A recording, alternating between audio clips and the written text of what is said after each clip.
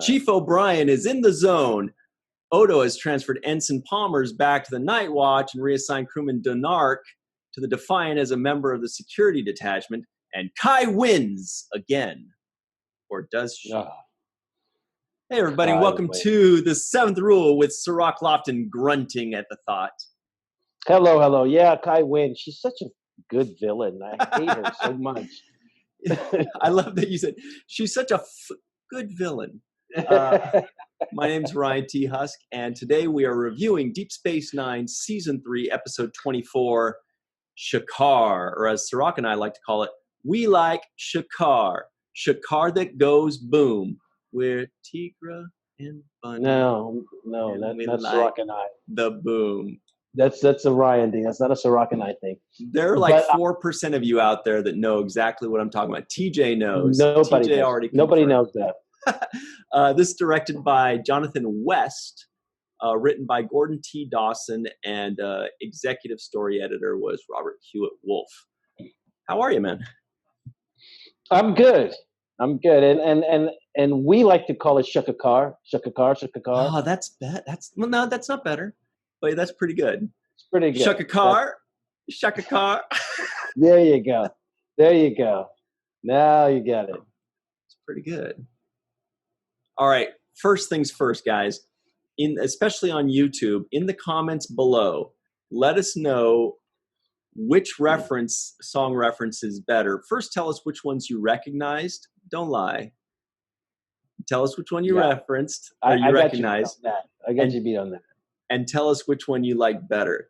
Shakaar or Shakaars that go boom?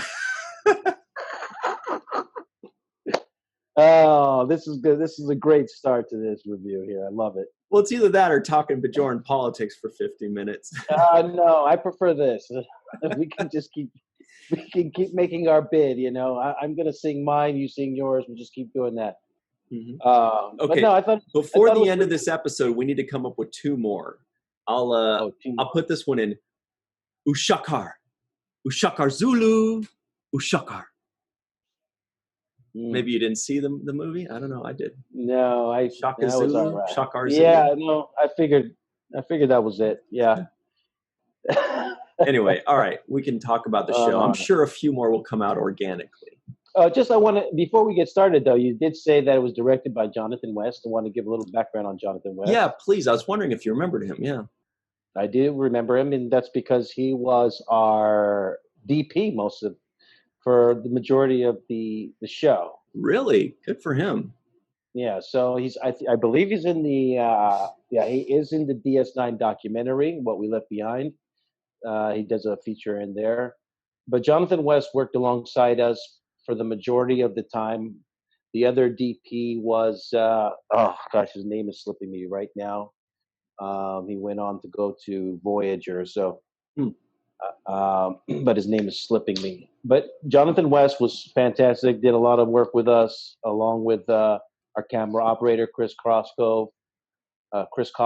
So we worked a lot with Jonathan West. I wasn't aware that he directed episodes as well, but apparently he did, and this was a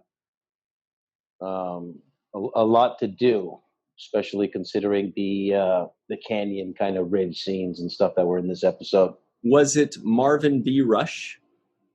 Marvin Rush, absolutely. Got it. Yes. I just looked that up real quick. Thanks for stalling for me. Yes. No, it was Marvin Rush was the DP, went on to do Voyager, and Jonathan West came in and took his place, I think.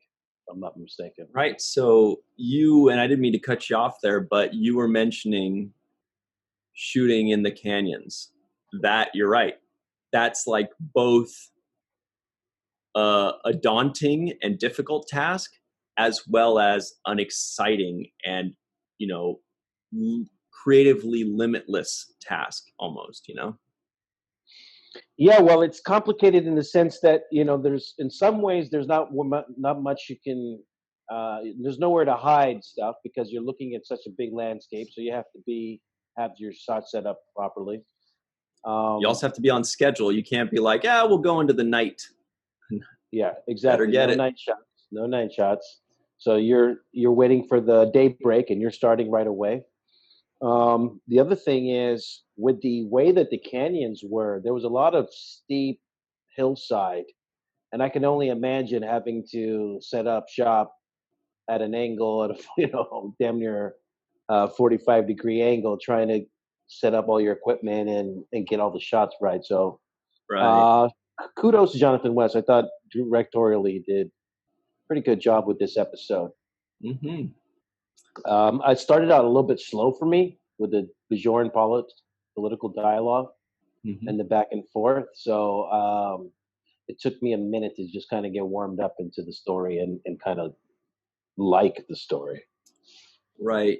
And I mean, we always know when it's a Bajoran one, we kind of know what we're in for. Something that may or may not be terribly interesting, but will usually have some kind of good twist or moral story or something that, mirrors kind of today's society. Yet again, to the credit of Ira and the others, they're writing these things 25 years ago that today we're always like, hey, that's just like, you know what I mean? So I don't know how they keep doing it, but good grief, they're good at that. They are fantastic at it, and I mean, there were literally lines in the episode that I could have, that are in the headlines. I know, the same words. Like, it's like, how is that? The same terms. Yeah, I'm like, are they watching the show and just like quoting us, or are they coming up with this on their own? So it's kind of weird. All the stuff that we see in the news and the headlines, talks of civil war and all this, talks of imports and exports. For example, one of the big concepts in this episode, which was the central theme, was the idea of Bajor growing food for export. Rather than feeding their own people. And that was the big, that's one thing. Those are the kinds of pros and cons that you weigh out when you're running a country or trying to, create an economic system for your country. And right. So in Ethiopia, for example, and that's why this episode kind of touched this nerve for me. In Ethiopia, we have this problem with food and the shortage of food, and I think it's a well-known fact that there's a lot of starving people in Ethiopia. Right. But at the same time, recently Ethiopia has been asked to do a lot of growing for countries like China, right? And gotta get your priorities straight, man. Right. So they're growing grain and they're growing rice, and they're sending it around the world and exporting food. And meanwhile, people in Ethiopia are saying, "How are you doing that when we're starving?" So, this particular topic hit home for me in that kind of a way, where I'm like, yeah, I understand this dichotomy in the decision making that governments make and what the people feel. Right. That's really cool. It's really good insights there, and something that to me, when a writing team is consistently hitting the nail on the head with similarities in future times. Like right now, we're in future times from when they wrote this. So they weren't writing something necessarily that mirrored something that was happening then all the time, but something that's happening in the future. And we wonder how the heck can they pull that off? It shows that they are students of history and they understand history. And if you catch enough themes of history, you can see the patterns and you can write about those patterns, and people can see that things happen historically that you are kind of talking about today. But there's also a really good chance that those themes will come back to fruition again in the future, and your story will continue to be relevant in that way. So it really shows that Ira and Robert and the team really understood history. They understood human nature and, the kind of problems that societies have, so that they can, not deliberately, but still successfully predict themes that will continue to pop up in the future. again, just major kudos to them on that. Yeah, when you pick the right themes and you pay attention to the kinds of themes that reoccur and the way that the writers here on this show did, you're going to have material that's going to stand the test of time because it's going to constantly be relevant. That's also done in music, for example. There's a lot of music that touches on themes that are timeless, and that's why we still listen to Bob Marley's music, because the theme itself is timeless, right? Right. That's why we're just singing about, we like the Shakaars that go boom, right? Is because, boy, that was a generational song. Everybody was singing that from where I That was all the rage for like a Tuesday in 1988. Yes, that and Chingy. But anyways, so one of the things that they talked about it in this episode, another thing that we see in the headlines, in headlines in general, but they talked about, is this a free election? And the idea of it being a free election, right? I think Kai Wynn posed the question to Kira, is this a coup or is this a free election? And she said, oh, no, this is a free election, But you're probably going to lose. But you're probably going to lose, because when people find out that you want to feed other people and not feed your own people or steal farm equipment, I mean, So, yeah, that was kind of... Now, the overall premise of why this episode came to be in general, which is Kai wants these rebellious farmers to give over some kind of equipment. That to me seemed a little bit of a stretch. Like that these few farmers are holding some kind of technology that the Bajor government can't get its hands on or replicate in any other kind of way. Or just pick up with some shuttlecraft. Just go over and take it. I mean, it's just that part of it was like, really? These like primitive, guys that are farmers are, withholding the Bajoran civilization because they have the only two, I forgot what the name of the particular thing they were looking for, but, Reclamators. Reclamators? Yeah. Reclamators! So stand up! Now, that was a good one. I like that one. I don't know why, but when they said it 10 times, I didn't think of that. But the second you said it, you put a little emphasis on it that made me think of that right away. Come on. Yes. That's a good song right there. Yeah, that was a good song. Reclamators, stand up. It was a clear black. But no, so that was a little bit far-fetched for me. Like, okay, so these farmers have these reclamators that will turn the soil into magic gold. And, I'm like, come on, man. There's no way that they're the only people that have gold. It. I don't know. The Federation doesn't have any of these reclamators. Only these couple of farmers in this village. That was a little bit of a stretch for me. Now, if they had if they stole the technology, or they had something that was pivotal to the technology of developing this thing, then that would be different for me. And I'd say, okay, well, they're in the way. But it was kind of far-fetched, that part of it. A similar thing, I didn't think of that, but I thought similarly, and I put it in my notes, that when the Bajorans were running around in the canyons and hiding out, that I was wondering why they were so difficult to find, because Bajorans do have ships. They do have like shuttlecrafts and things. Why not just fly over with your sensors and just kind of look around, and when you see them, just beam them, just beam them into a brig or something like that. Like, right. They're like, no, we got to go park our cars and hike. Why don't you just fly around? They still have some technology. They still have spaceships. Yeah, they had no other, there was no vehicles or motorcycles or something that they were traveling on. They're literally walking with their phasers.